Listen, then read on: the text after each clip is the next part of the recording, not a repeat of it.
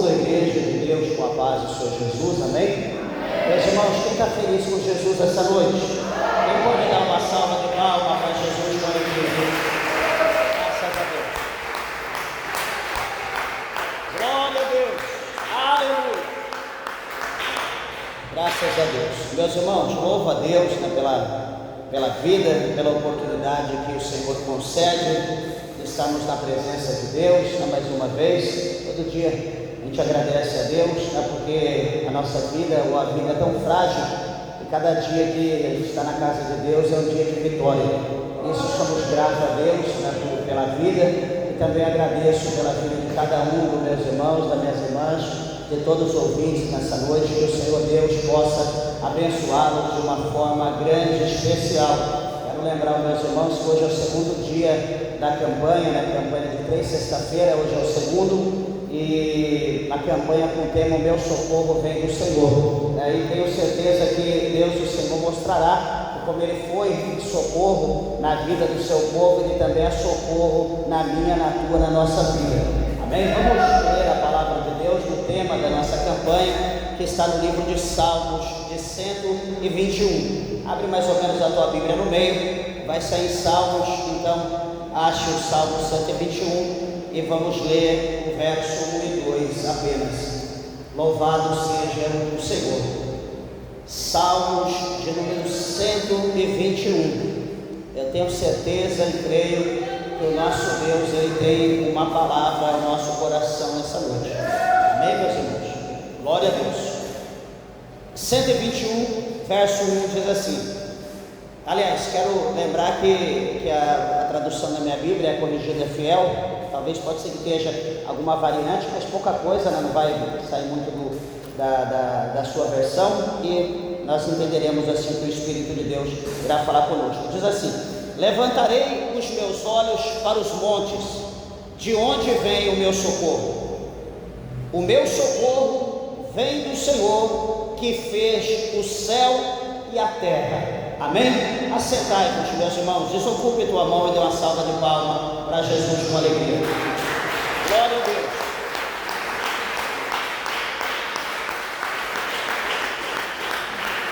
Glória a Deus.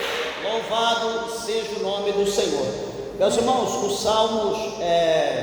Salmo 119, no verso de número 167, o salmista, nesse Salmo 119, ele escreveu dizendo, né, que a minha alma tem observado os teus testemunhos, amo-os excessivamente.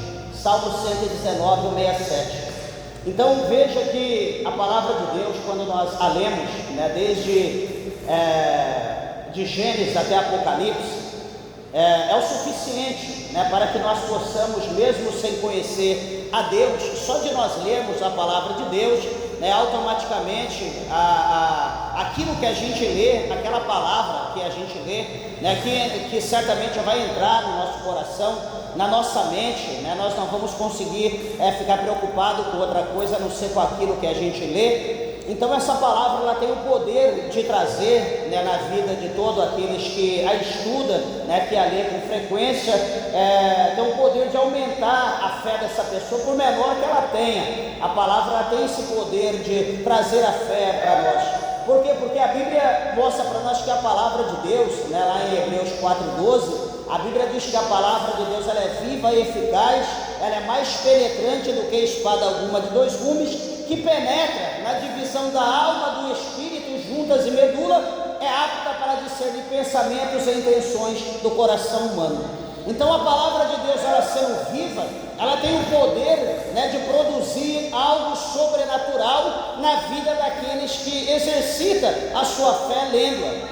E observa aqui que o salmista, do Salmo 121, né, como eu já falei esses dias, e repito aos irmãos, né, do Salmos 120 até o 132, é atribuído ao salmista Davi, né, que é o Salmo Canto dos Degraus, e aqui então esse salmo é atribuído a ele, e nós vemos que o salmista Davi, em meio a toda a situação a qual ele estava vivendo, ele pôde mostrar que para nós, ele deixou aqui relatado para nós, que testemunhando para nós que o socorro a qual ele necessitava na ocasião da sua escrita, o socorro vinha dos céus, o socorro vinha de Deus, né? O socorro não vinha, né, dos montes que estavam em volta de Jerusalém, mas todavia o socorro vinha daquele, né, que fez os montes, né, aquele que fez todas as coisas. O socorro vinha dele, e quem é ele? É Deus.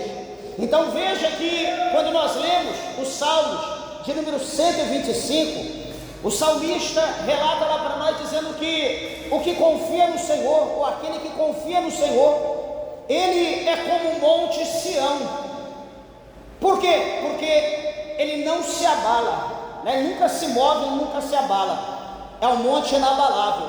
Então, quando nós confiamos em Deus, que nós depositamos a nossa fé no Senhor, nada pode abalar a nossa fé.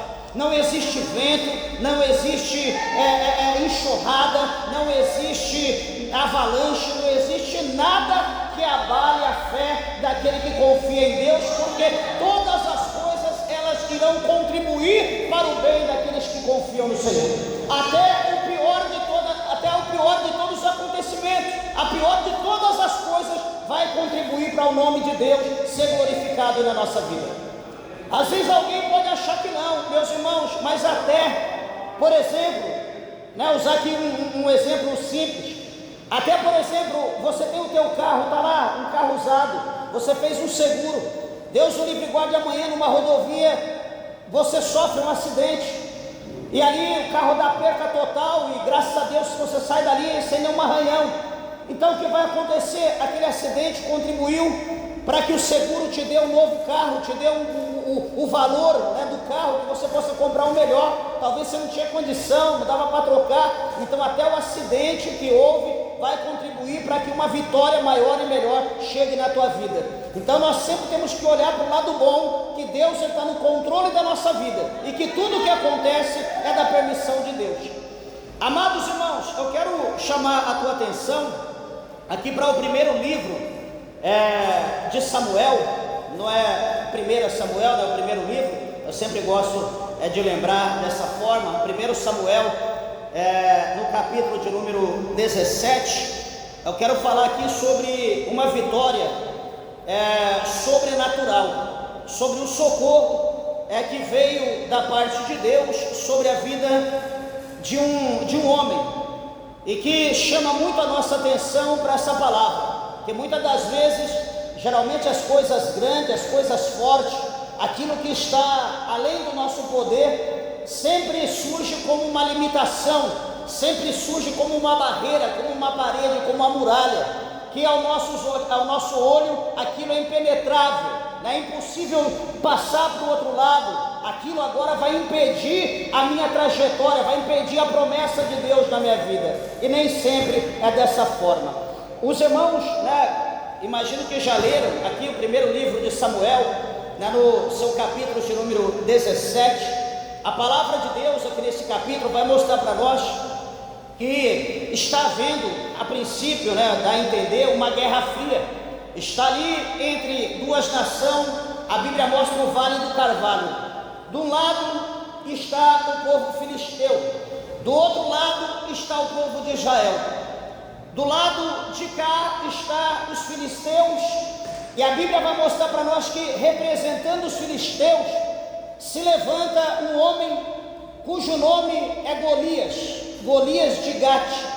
E Gate é uma das 5 cidades reais, de homens poderosos dos filisteus. E esse Golias, sendo natural de Gate, a Bíblia vai mostrar para nós que ele é um guerreiro filisteu. E detalhe, não é só um guerreiro, mas é um guerreiro invicto. Por que invicto? Porque ele nunca perdeu nenhuma batalha. E detalhe, ele não era um simples homem. A Bíblia diz que Golias, ele era um gigante, a sua estatura era cerca de quase 3 metros de altura. Era um homem muito forte, um homem muito poderoso. Só o peso da armadura, que estava sobre o seu corpo, as suas armas, era o suficiente para esmagar qualquer soldado que fosse lançado em cima. Então veja que Golias, ele vai se levantar em meio ao exército dos filisteus, E do lado de cá do Vale do Carvalho, ele vai olhar para o outro lado, vai estar lá o exército de Israel, vai estar lá também Saul, que era o rei de Israel. E bom lembrar, né, faz necessário a gente lembrar que quando você olha a biografia de Saul, você vai ver que Saul também, ele era um homem de estatura, era um homem alto, era um homem formoso, forte, né? Era um homem diferenciado, a estatura dele sobressaía aos outros, era um homem de altura também, só que não se comparava nunca com Golias, né? A estrutura, o físico, nunca comparava, mas o que estava mais próximo de Golias era Saul. E então Golias começa a lançar praga, começa a amaldiçoar Israel, né, em nome dos seus deuses. E a Bíblia vai mostrar para nós então que ele lança ali um desafio, dizendo: olha, eu quero um homem, eu exijo um homem para nós lutar corpo a corpo, eu e ele, eu representando os filisteus e esse homem representando Israel. E veja que se esse soldado, se esse guerreiro ele vencer, que é improvável, nós filisteus seremos escravos do povo de Israel.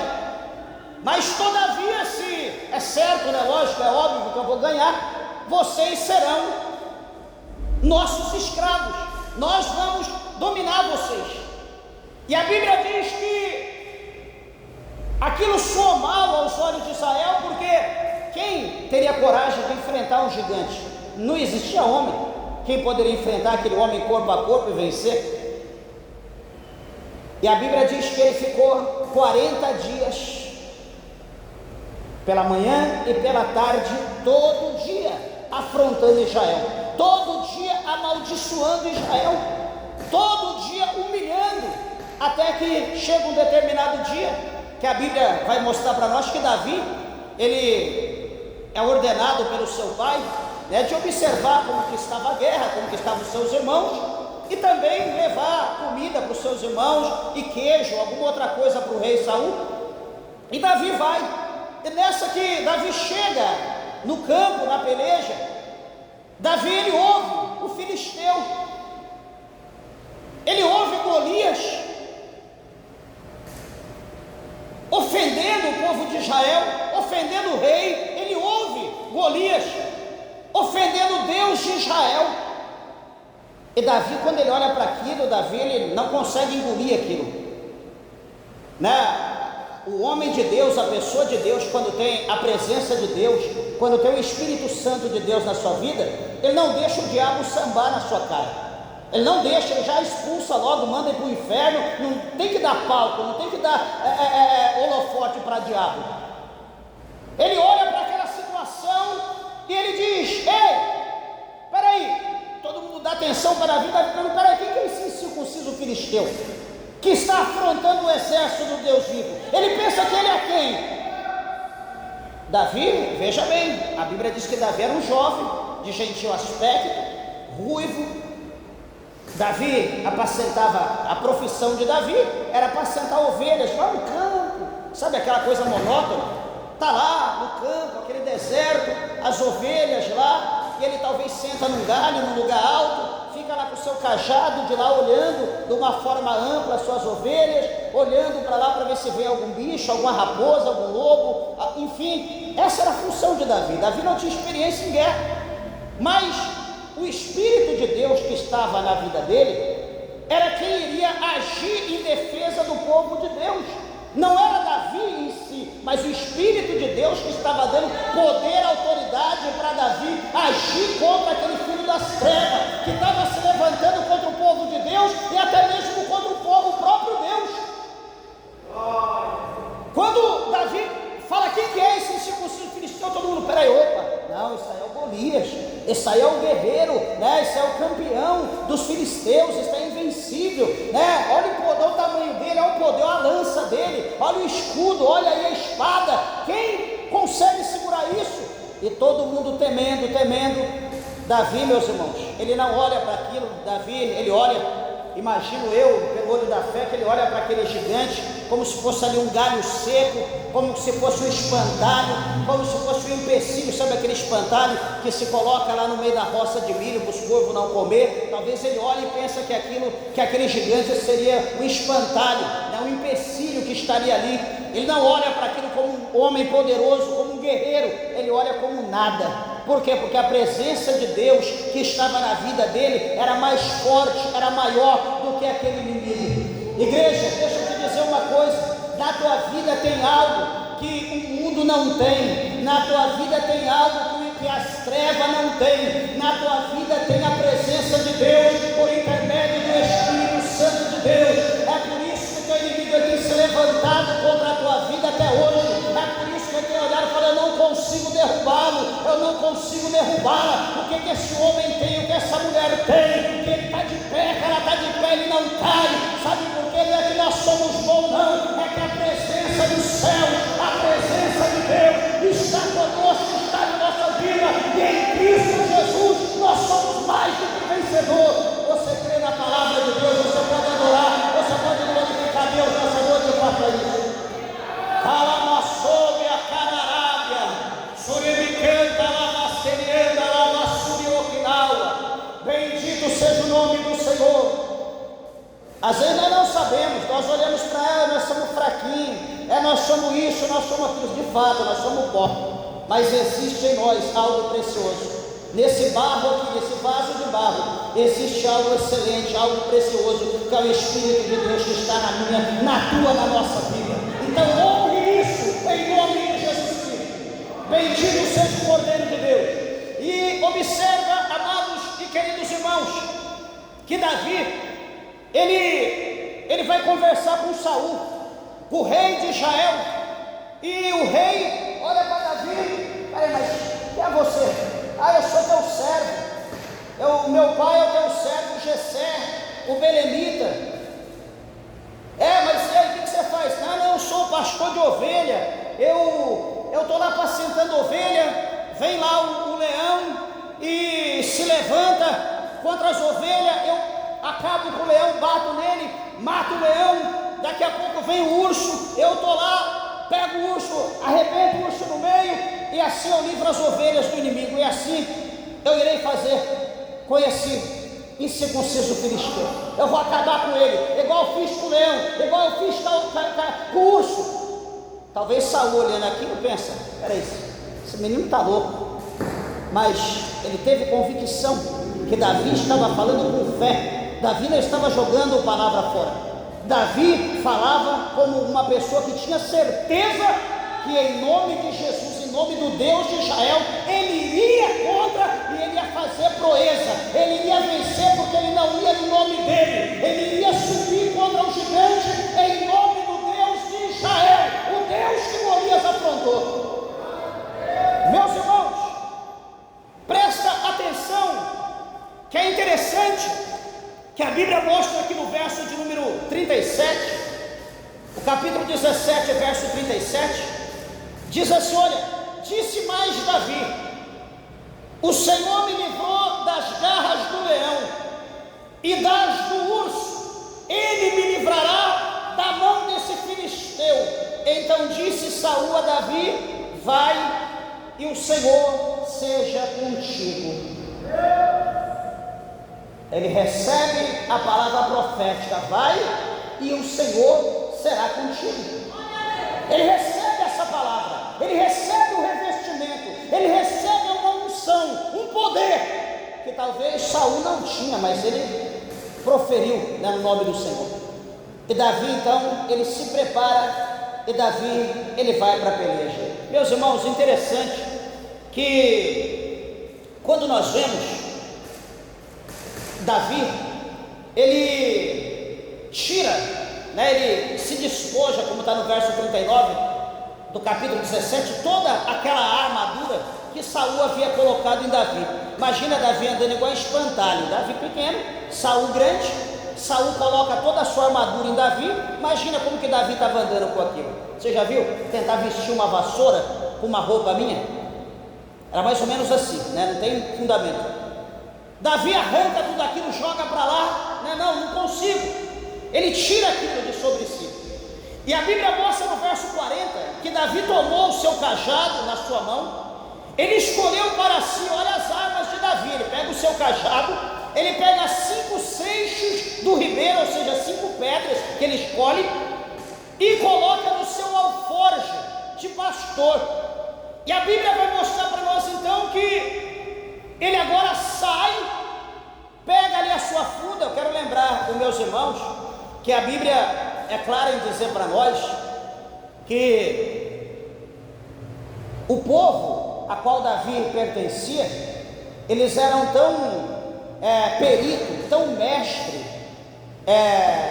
na funda, né? Eles tinham assim, uma experiência tão grande com a funda, que quando eles colocavam uma pedra na funda, quando eles miravam alguma coisa, a Bíblia diz que eles atingiam de longe até um fio de cabelo, tanto com a mão direita quanto com a mão esquerda, né? Eles eram mestres com a funda, não tinha ninguém mais perfeito do que eles. E Davi então pega 5 pedras e ele pega a sua funda. Essa é a arma de Davi. Davi vai sair para a guerra com isso. Só que o que chama a nossa atenção aqui no verso 45, que Davi ele vai até o filisteu e diz assim: tu vens a mim com espada e com lança e com escudo. Espada, lança, escudo, as armas de guerra. Ninguém vai para a guerra sem ter arma de guerra, sem estar vestido a caráter. E Davi diz: porém, eu venho a ti em nome do Senhor dos Exércitos, o Deus dos exércitos de Israel, a quem tu tens afrontado. Então Davi está dizendo: eu não estou indo no meu nome, eu não estou indo com as armas de guerra como a tua, mas eu estou indo em nome do Senhor dos Exércitos.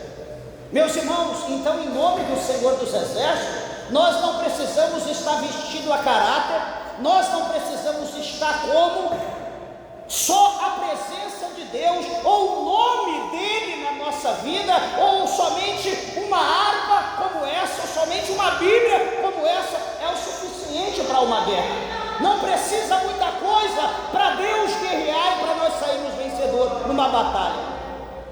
O verso 46, ele continua dizendo: Davi, hoje mesmo o Senhor te entregará na minha mão, e ferir-te-ei e tirar-te-ei a cabeça, e os corpos dos arraial dos filisteus darei hoje mesmo às aves do céu e as feras da terra, e toda a terra saberá que há Deus em Israel. Sabe o que Davi está dizendo? Davi está dizendo: olha, filisteu, toda a terra saberá que esse povo tem um dono. Esse povo não está à mercê, esse povo não está aí por conta. Esse povo tem um Deus. Esse povo tem um Deus que é pai, não é padrasto. Esse povo tem um Deus que cuida deles. E você vai ver, filisteu. E no verso 47, para nós encerrar essa parte, ele diz assim: e saberá toda esta congregação que o Senhor salva, não com espada nem com lança, porque do Senhor é a guerra, e ele vos entregará na nossa mão, ou ele te entregará na minha mão, Golias. Aí, quando nós lemos isso aqui, a gente pergunta, surge uma dúvida, e a gente pergunta: meus irmãos, quais são as armas que nós estamos utilizando para os nossos combates no dia a dia? E eu quero dizer aos irmãos, se você não sabia, todos nós estamos, presta bem atenção, todos nós estamos vivendo em meio a um campo de batalha. Todos nós, independente do tempo de crente, independente de onde você esteja, nós estamos num campo de guerra, nós estamos num campo de batalha. E deixa eu te dizer uma coisa, refrescar a tua mente, chamar a tua atenção, que tem gente no campo de batalha que está descalço. Já pensou você num campo de guerra, de batalha, em meio aos inimigos você descalço? Tem gente que está no campo de batalha, está sem capacete. Tem gente que está no campo de batalha, está sem escudo. Tem gente que está no campo de batalha, está sem espada. Amados e queridos irmãos, como nós queremos estar num campo de batalha, e nós não estamos a caráter, nós não estamos vestidos como os tais, para a peleja, para a guerra. Não, pastor, mas é que sabe, tem coisa que conversando resolve. Será que resolve, meus irmãos? Deixa eu voltar aqui um pouquinho aqui atrás. Aqui numa carta de um homem abençoado que eu admiro tanto quanto Jesus, cujo nome é Saulo. Em Efésios, no capítulo de número 6, aqui tem uma palavra aqui pequena, um texto pequeno, porém com um poder muito grande para nós, e que chama a nossa atenção, e que nós precisamos, igreja, estarmos preparados, porque muitos de nós, deixa eu dizer dessa maneira, muitos de nós estamos olhando um para o outro, e às vezes porque a pessoa às vezes não olhou para nós, não cumprimentou, não nos recepcionou como a gente esperava, nós já vamos taxar aquela pessoa como inimigo, nós já vamos querer se levantar contra aquela pessoa, não tem amor, não tem isso, não tem aquilo. Igreja, não é assim não. Olha o que Paulo ele fala para nós, observa o verso 10 do capítulo 6 de Efésios: nos demais, irmãos meus, fortalecei-vos no Senhor e na força do seu poder. Então, primeira coisa, a nossa força, nós temos que nos refugiar nele, como ele está dizendo aqui, para nós fortalecer no Senhor e na força que há no poder de Deus. E depois ele diz, no verso 11: revesti-vos de toda a armadura de Deus, para que possais estar firmes contra as astutas ciladas do diabo.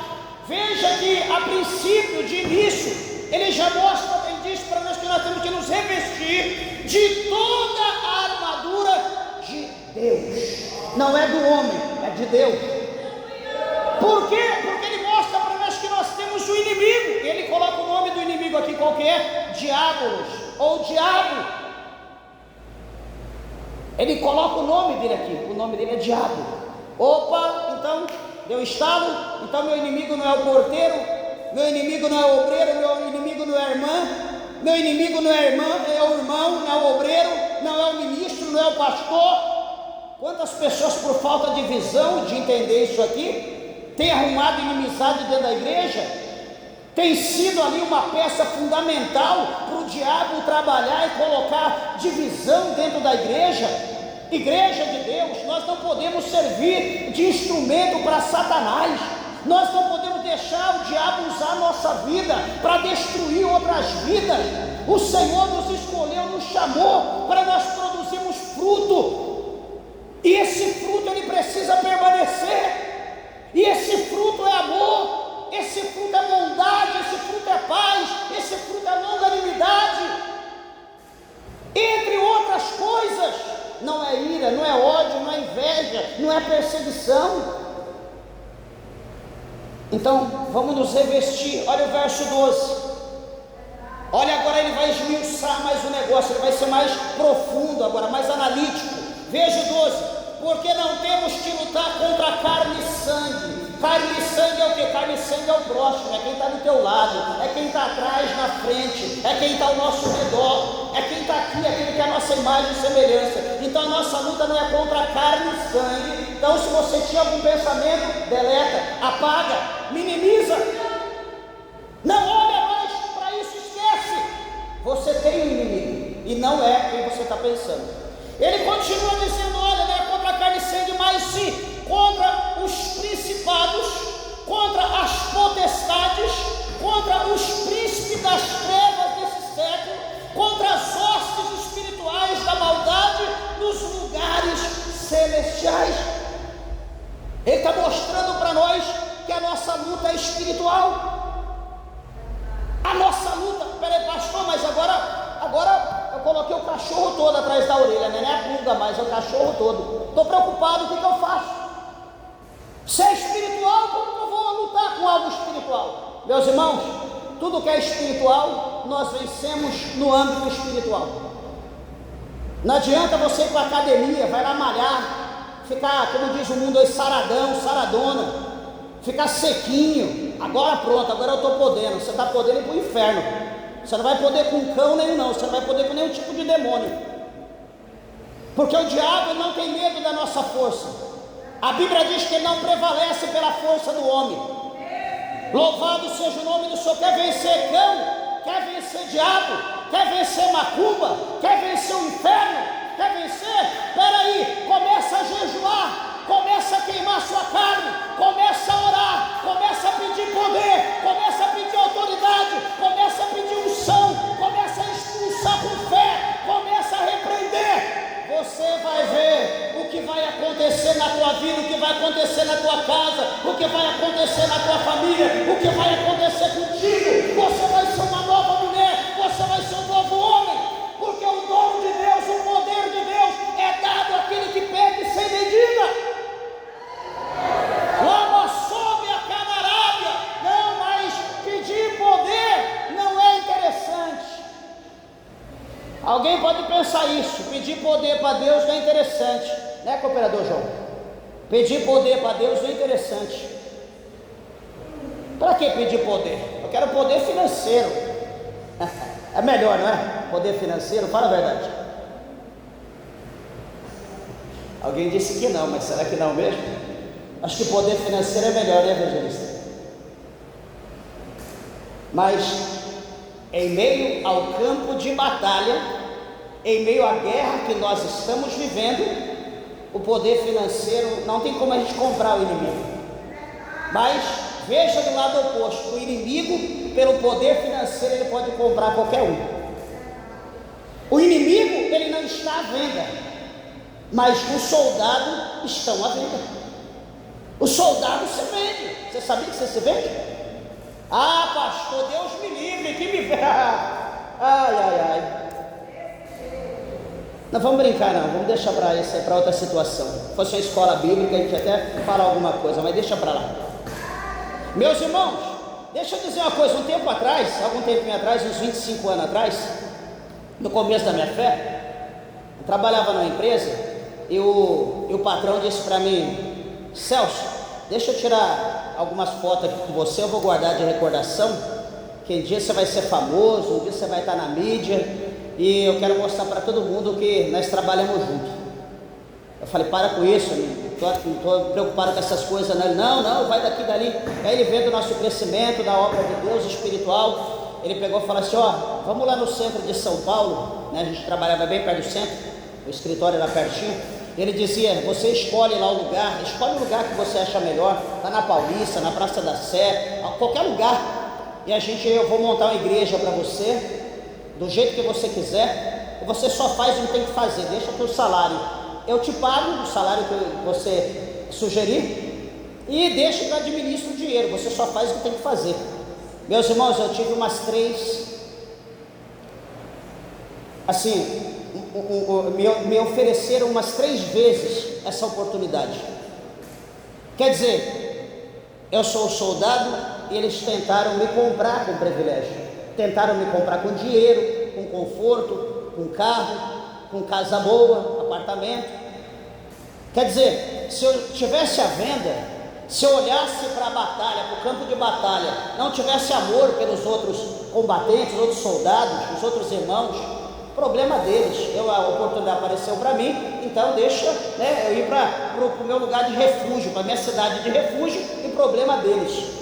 Quantos, meus irmãos, hoje, imagina quantos hoje que não estão assim, quantos que já não pularam para dentro da cidade de refúgio e problema do povo, quantos que se venderam? Mas lembra que eu disse no princípio, o diabo ele não se vende, mas os soldados se vendem. Você pode estar congregando aqui, se amanhã tiver oportunidade para você ir para outro lugar, alguém disser: eu vou te dar um salário, eu vou te pagar. Você some, nem vem aqui dar tchau, pastor, tchau, apareceu uma coisa melhor. Você some, nem dá satisfação. Você se vende. O homem, ele se vende. Ele acha que o poder da terra é superior ao poder de Deus. E veja que quando nós temos o poder de Deus, Veja que o poder de Deus vai muito além de tudo isso, porque quando nós temos poder de Deus, lá em Mateus 6, verso 33, está escrito que para nós buscarmos primeiramente o reino de Deus e a sua justiça, e todas as outras demais coisas vos serão acrescentadas. Então, quando nós estamos com o poder de Deus, quando a presença de Deus é na nossa vida, porque nós estamos em ligação direta com Ele, nós vamos estar combatendo a guerra, a batalha de Deus, o combate aqui na terra com Deus, e automaticamente Deus estará suprindo todas as nossas necessidades, sem que nós precisamos abrir a nossa boca. Você já pensou isso, meus irmãos? Pastor, não acredito. Então leia a Bíblia, você vai ver que é isso que a Bíblia nos ensina. Só que primeiro nós estamos buscando o mundo, nós estamos buscando o poder do mundo. O diabo está comprando tudo e todos, e todo mundo se vendendo. E como que no dia mau, nós vamos resistir?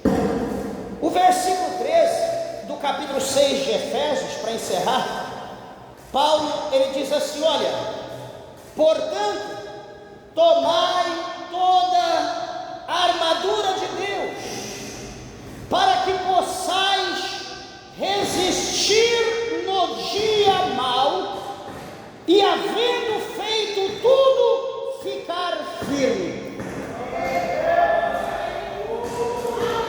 Meus irmãos, isso aqui é uma coisa que é muito interessante. Quando Paulo ele diz para nós tomar toda a armadura de Deus, para que possais resistir no dia mau. Veja que ele está dizendo, olha, ele não está falando uma suposição, de repente, quem sabe, quiçá, ou pode ser que, não, o dia mau ele vem para todos. O dia mau vem para todo tipo de gente, para toda classe de pessoas. Vem para o político, vem para o militar, vem para a igreja, vem para o trabalhador, vem para o estudante, vem para o bebezinho. O dia mau vem para todo mundo. Pastor, qual é o dia mau? O dia da dor, daquele sofrimento que não tem remédio que alivie, não tem cirurgia que alivie. O dia mau é o dia que nós estaremos no luto, o dia que um ente querido que a gente ama, nós estaremos velando. A dor que só o Espírito de Deus possa confortar o coração, pode confortar, porque não há palavra nesse momento que conforta. Esse é o dia mau. E se nós só falar de dia mau, tem tantas coisas que a gente pode falar que vem para todo mundo. Ninguém escapa desse dia. Então Paulo ele está sugerindo aqui e afirmando, né, que nós devemos nos revestir para resistir no dia mau. Porque quando chega, por exemplo, o dia da perca de alguém que a gente ama, mas Deus tinha promessa. Olha quando a pessoa não está revestida no dia mau, né? Eu fiz tudo, mas esqueci de me vestir. Chegou o dia mau, mas Deus tinha promessa na vida dele. Deus falou que ia salvar. Olha, agora está aqui, morreu. Olha, foi para outra parte. Agora sabe lá Deus para onde foi. Meu Deus, o Senhor falou que tinha uma obra, o Senhor disse que ia salvar, e agora? Que cara que eu vou para a igreja, eu vou dizer lá que fulano morreu, o que vão dizer? Quantas pessoas profetizaram que o Senhor tinha uma obra? Ou seja, a pessoa vai usar aquela situação do dia mau para aplicar, para mandar aquilo, né, aos céus, dizer que o culpado daquela situação foi Deus, não foi a pessoa que foi o culpado, que não deu ouvido, mas o problema foi Deus que deixou morrer. Então a pessoa vai se abater, vai se entristecer, não vou mais para a igreja, Deus disse que ia salvar, não salvou, era uma promessa, Deus não cumpriu, certamente também não cumprirá na minha vida as promessas que Ele tem. Aí o diabo está do lado dele, é isso aí mesmo, assoprando no ouvido, vamos lá, já leva para o mundo, vamos beber ali alguma coisa para você ficar mais tranquilo, mais tranquila. E quando vê, a pessoa está no mundão, se afundou no mundo. Por quê? Porque faltou isso aqui, ela não se revestiu da armadura de Deus, e ela não conseguiu resistir o diabo no dia mau, não conseguiu resistir. E como eu falei, o dia mal vem de diversas formas para todos nós. Talvez aqui alguém já viveu o dia mal. Alguém pode dizer: pastor, já vivi o dia do sofrimento, está doendo até hoje. Talvez alguém não viveu, vai viver ainda. Talvez não sabe o que é isso, mas você vai viver. Todos nós vamos viver isso. Jesus viveu o dia mal, Paulo viveu o dia mal, todo ser humano vive o dia mal. Só que, o que ele diz aqui para nós? Estais, pois, firme, tendo cingido o vosso lombo com a verdade, vestida a couraça da justiça, calçado os pés na preparação do evangelho da paz, tomando sobretudo o escudo da fé, com o qual podeis apagar todos os dardos inflamados do maligno. Tomai também o capacete da salvação e a espada do Espírito, que é a palavra de Deus. Pronto, está aqui, ó. A armadura de Deus não é as armaduras de Deus, todos esses unidos formam a armadura de Deus. Então isso aqui, que está aqui em Efésios, do 14 até o 17, é que nós precisamos buscar de Deus. Algum tempo atrás eu preguei sobre cada uma dessa armadura, fiz uma campanha aqui de 7 dias, cada dia falava acerca de uma, e como nós tomamos posse dessa armadura. Está no YouTube, se alguém quiser depois dar uma procurada lá, está lá. E é interessante que nós precisamos desse revestimento. Quando eu olho para isso aqui, eu vejo Davi. Eu posso olhar para ele como um jovem qualquer, mas num olhar mais profundo e espiritual, dá para ver que Davi, ele estava vestido ou revestido até o tutano com as armaduras de Deus, de maneira que ele não temia nada que o gigante poderia lançar contra a vida dele. Ele não temia. Poderia ser espada, lança, escudo, como ele falou aqui na palavra, mas ele sabia que a armadura que estava sobre ele era mais poderosa do que essa. Olha a armadura, para nós finalizar essa parte. Olha aqui em Coríntios, em 2 Coríntios, a propósito, no capítulo de número 10, no verso 4. Pastor, qual é as nossas armas? Eu estou pensando em comprar isso ou comprar aquilo, para guardar lá em casa. Que benção. Deixa eu te mostrar aqui, você é crente, então vamos aprender. 2 Coríntios 10, verso 4. Olha o que o apóstolo São Paulo diz: porque as armas da nossa milícia não são carnais, mas sim poderosas em Deus para a destruição das fortalezas. Ixi, agora esquece, a nossa arma, ela não é carnal, mas sim espiritual em Deus para a destruição de toda a fortaleza. Que fortaleza? Das trevas, do inferno.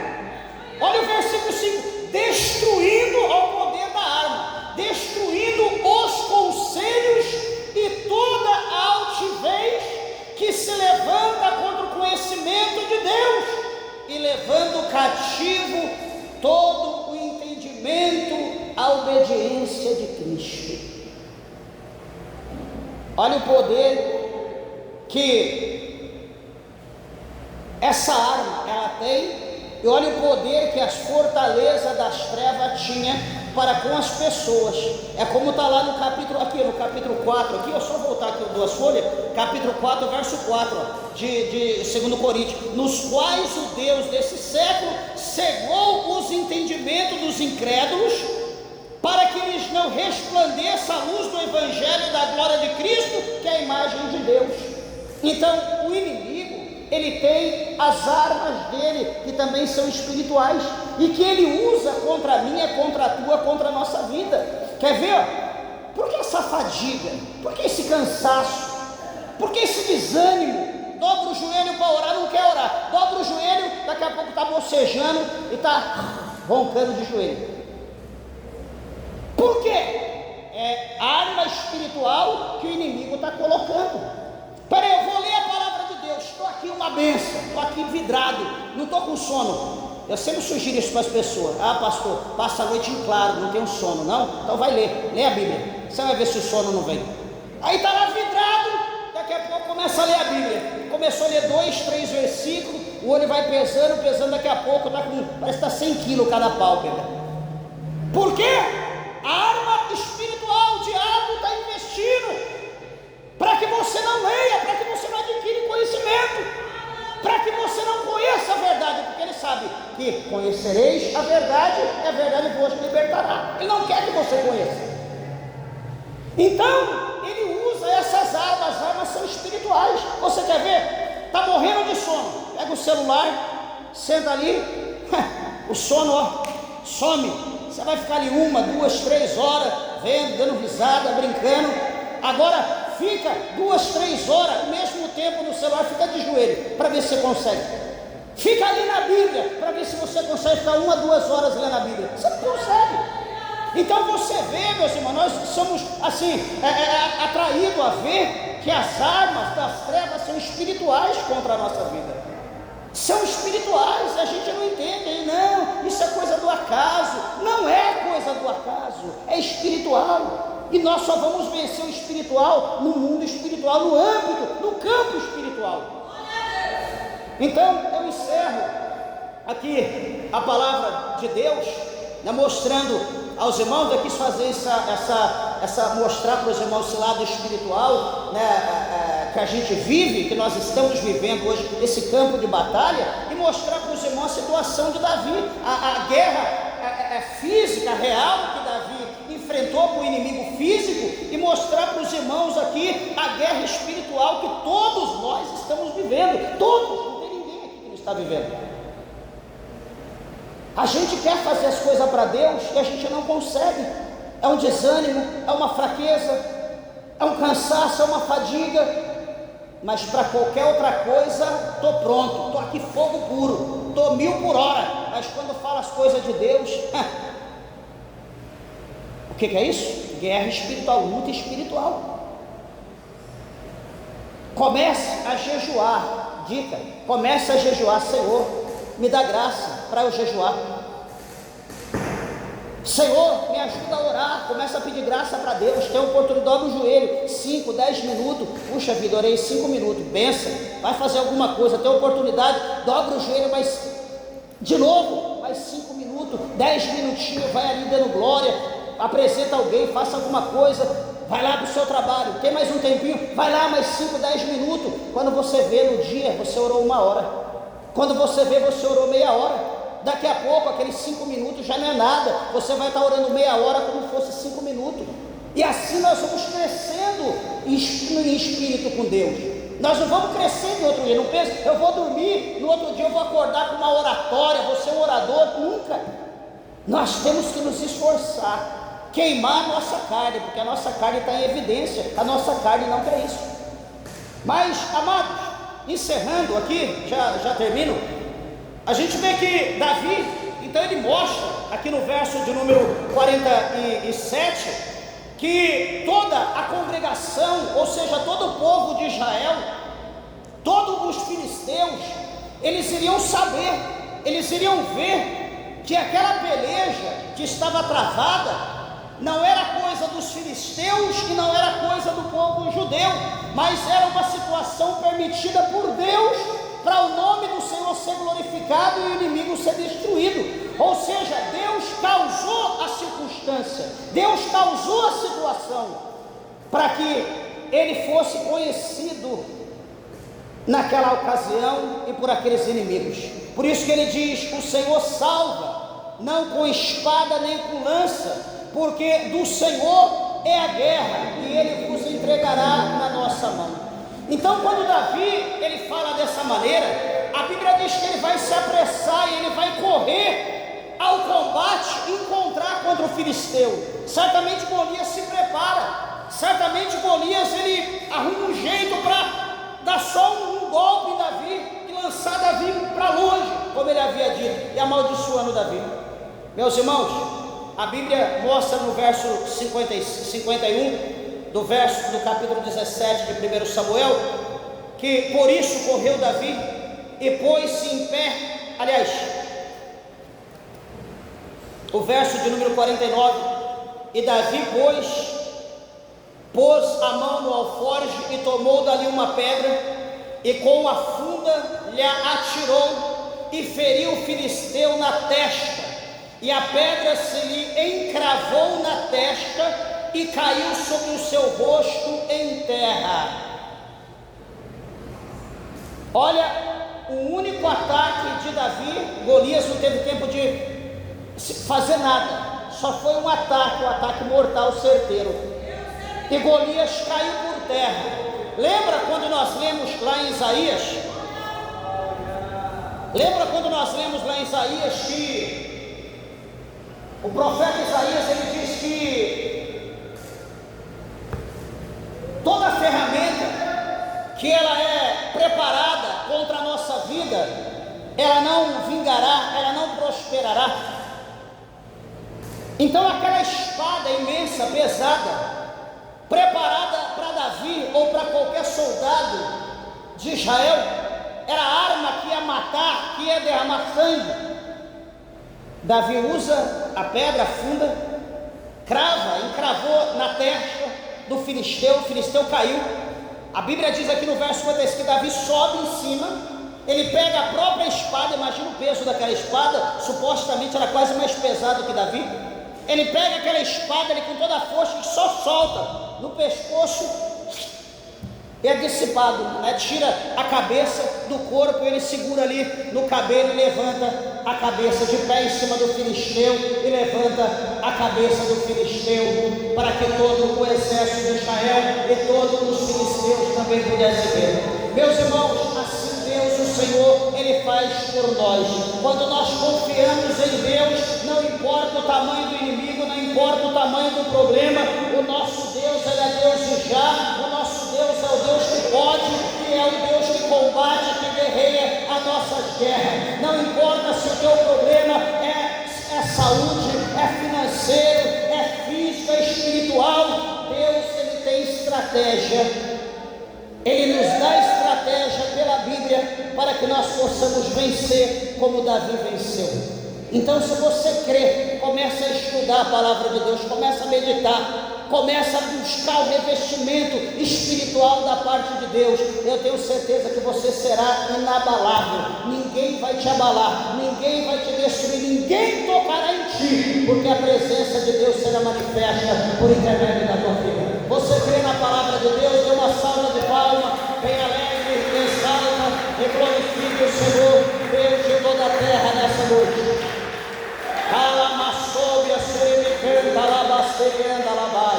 Louvado seja Deus. Meus irmãos, todos dizem amém.